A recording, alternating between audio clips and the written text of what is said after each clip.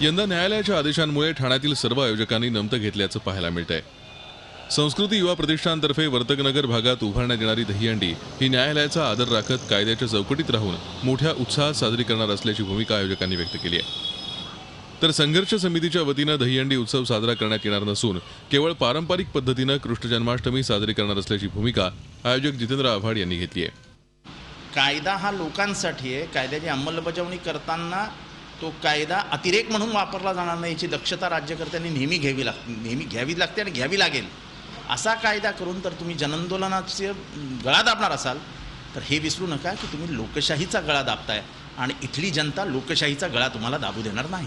तर दुसरीकडे मनसेनं दहीहंडी त्याच जल्लोषात साजरी करण्याची घोषणा केली असून ठाण्याच्या भगवती मैदानात होणाऱ्या या हंडीत 9 थर लावणाऱ्या पथकाला 11 लाखांचं बक्षीस जाहीर करण्यात आलंय। या दहीहंडीला मनसे अध्यक्ष राज ठाकरे हे उपस्थित राहण्याची दाट शक्यता आहे, त्यामुळे ही दहीहंडी चांगलीच गाजणार आहे। या उत्सवाच्या पूर्वसंध्येला मनसेनं न्यायालयाच्या आदेशाला आव्हान देणारी पोस्टर्स लावली होती। ती पोलिसांनी काढल्यानंतर काही काळ परिसरात तणावाचं वातावरण होतं। मनसेच्या नेत्यांनी मात्र त्यांच्या या कृतीचं समर्थन केलंय। महाराष्ट्र नवनिर्माण सेनेने संस्कृती जपण्यासाठी 9 थराची 11 लाखाची दहीहंडी ही ठाण्यात केलेली आहे। ठाण्यात आनंदाचं वातावरण आहे। आत्तापर्यंत मनसेकडे 127 मंडळाने रजिस्ट्रेशन केलेलं आहे, त्यामुळे ही दंडी अतिशय जोरात आणि संस्कृतीनुसार होणार। अनेक वेळा राजसाहेबांनी मराठी माणसांसाठी गुन्हे घेतलेले आहेत, आता वेळ आलेली आहे मराठी सणांसाठी गुन्हे घ्यायला, त्याहीसाठी आम्ही मागे पडणार नाही आहोत। त्यामुळे आमच्या बॅनरवरचे जे मेसेज आहेत मराठी माणसासाठी, मराठी संस्कृतीसाठी।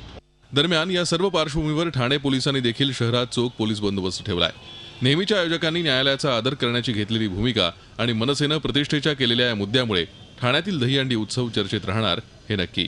कपिल राऊत, झी मीडिया, ठाणे। झी 24 तास रहा एक पाऊल पुढे।